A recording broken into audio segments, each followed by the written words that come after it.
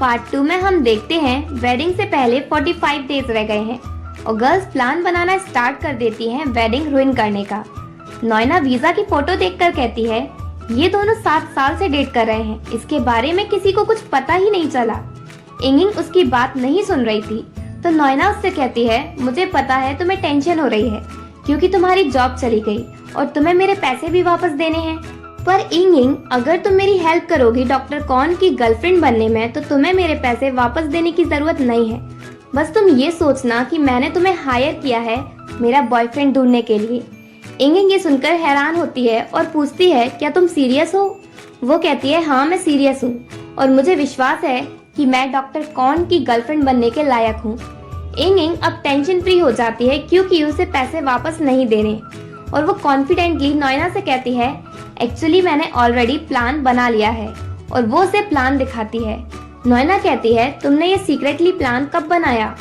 इंगिंग कहती है तुम्हें क्या लगता है कि तुम नॉर्मली डॉक्टर कॉन के पास जाओगी और उन्हें खुद को इंट्रोड्यूस करोगी और तुम्हारी उनसे मैरिज हो जाएगी? अगर ऐसा लगता है तो दोबारा सोचो और तुम मेरे प्लान के अकॉर्डिंग सब कुछ करो। तुम गुड गर्ल के साथ साथ थोड़ा अपनी डेविल साइड भी दिखाओ। नॉयना पूछती है तुम्हें इस सब का आइडिया कैसे आया? इंगिंग कहती है क्योंकि मैं ऐसी ही पर्सनैलिटी के पर्सन को जानती हूँ। नॉयना पूछती है वो पर्सन कौन है तुम्हारी लाइफ में? इंगिंग उसे अपने घर ले जाती है और बताती है वो उसकी मॉम है, good women with devil side. Then इंगिंग की मॉम के बारे में बताया जाता है वो 2 टाइमर है, यानी एक टाइम पर 2 हस्बैंड मैनेज कर रही हैं। उनके हस्बैंड्स को लगता है कि उनके अनदर हस्बैंड के साथ उनका ब्रेकअप हो गया है, पर ऐसा नहीं है। वो एक टाइम पर 2 हस्बैंड मैनेज कर रही हैं। उनके 2 बच्चे हैं पर उनके डैड अलग अलग हैं। एक इंगिंग और दूसरा इंगिंग का ट्रांसजेंडर भाई पेंग। इंगिंग और पेंग मिलकर रहते हैं और अपनी मॉम की हेल्प करते हैं कि उनका सच उनके हस्बैंड को पता ना चले। इंगिंग की मॉम नॉयना से कहती हैं अगर मुझे पता होता कि ब्यूटीफुल होना इतना प्रॉब्लम वाला होता है तो मैं अपना फेस नाइफ से कट कर लेती। इंगिंग तो मॉम की बात सीरियस ले लेती है, इसलिए वो उन्हें नाइफ देती है। वो कहती है क्या पागल लड़की है। फिर इंगिंग उनसे कहती है कि अगर आपके दोनों हस्बैंड को पता चल जाएगा कि आपने अपनी एक रिलेशनशिप अभी तक एंड नहीं की है तो क्या होगा? वो कहती हैं जब तक हम उन्हें नहीं बताएंगे तब तक उन्हें कुछ पता ही नहीं चलेगा।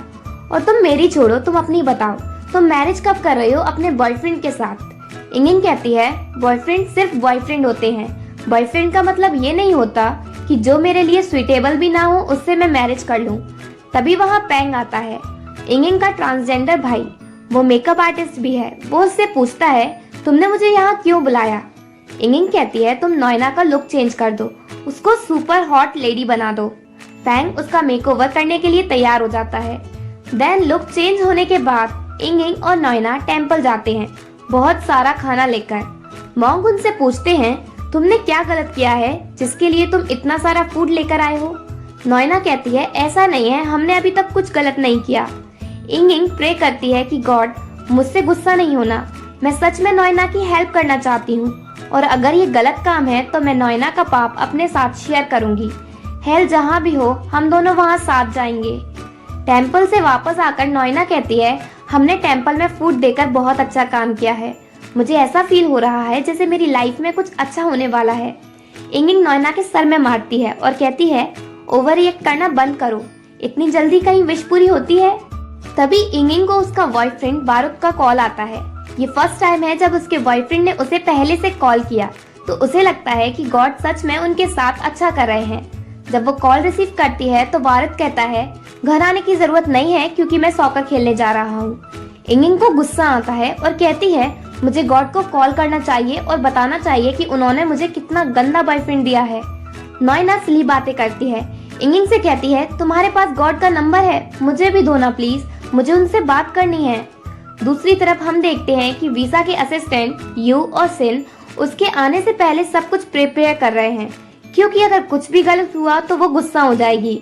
देन वीसा वहाँ पहुँचती है और सबसे पहले स्मेल लेकर चिल्लाती है और पूछती है ये कौन सी फ्लावर सेंट है? सिन कहती है जैस्मीन की। वीसा उस पर चिल्लाती है और कहती है तुमने अपने मन से सेंट चेंज क्यों की? मुझे जैस्मीन की बिल्कुल भी अच्छी नहीं लगती।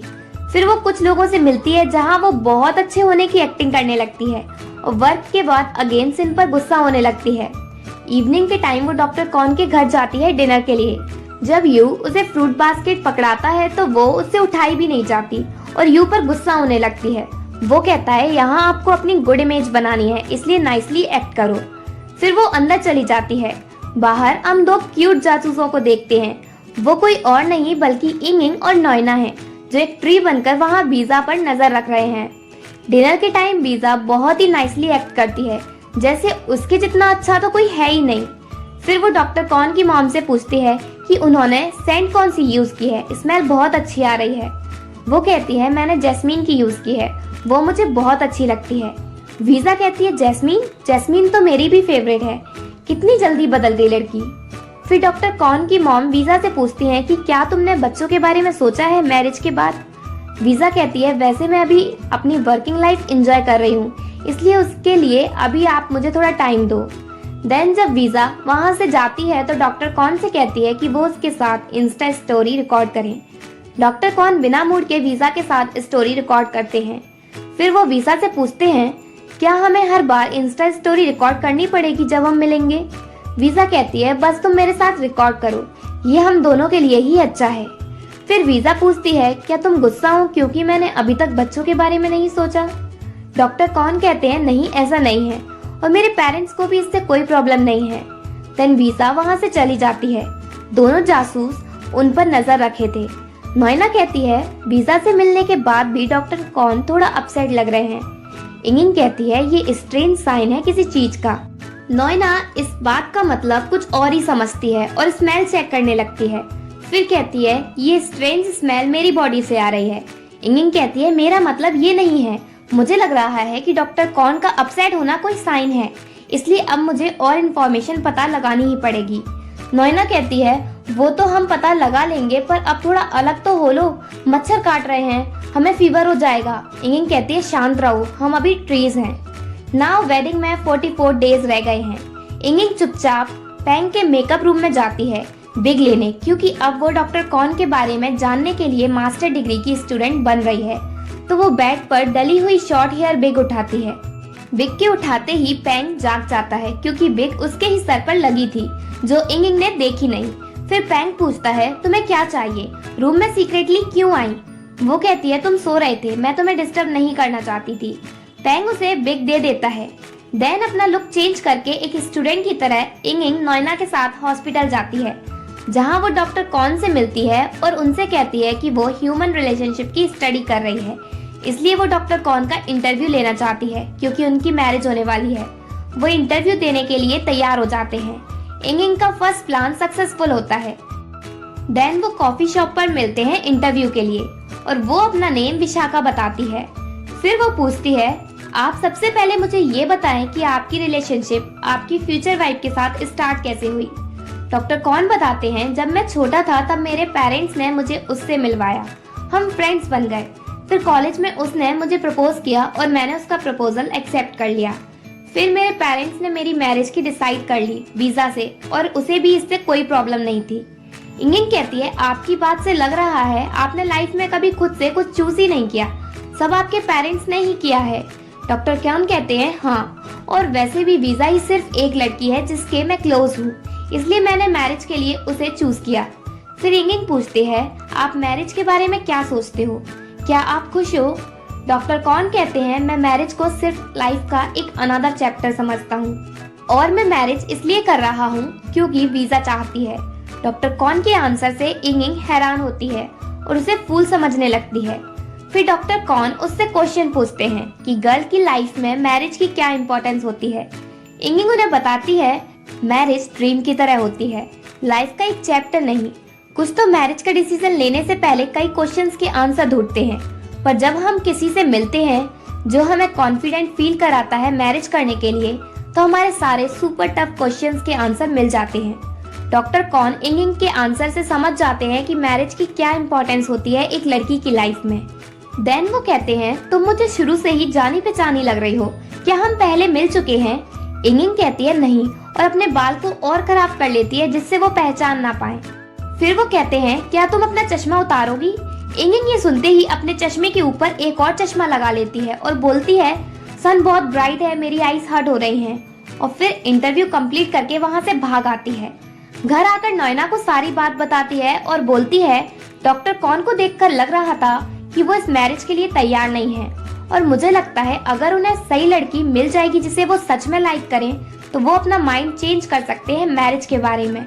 नैना पूछती है तो वो कौन है जिसे डॉक्टर लाइक करेंगे। वो कहती है तुम, मेरे पास आइडिया है जिससे वो तुम्हें लाइक करने लगेंगे। नाउ 43 डेज बिफोर वेडिंग नैना और इंगिंग हॉस्पिटल जाती हैं और डॉक्टर कौन का वेट करती हैं।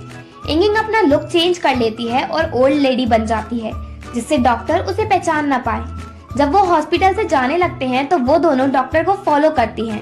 इंगिंग इतनी डेंजरसली ड्राइव करती है कि नैना सारे रास्ते चिल्लाती रहती है और कहती है मुझे अभी मैरिज करनी है, मुझे हस्बैंड चाहिए। डॉक्टर कौन सडनली ब्रेक लगाते हैं और पीछे से इंगिंग उनकी कार में टक्कर दे देती है। इंगिंग की नोज से खून आने लगता है पर फिर भी वो फनी वे में गाना गाती है नैना को बताने के लिए वो पूरी तरह ठीक है। तो उनका प्लान यही था कि वो कार टकराएंगे और फिर नैना को डॉक्टर कौन से बात करने का बहाना मिल जाएगा।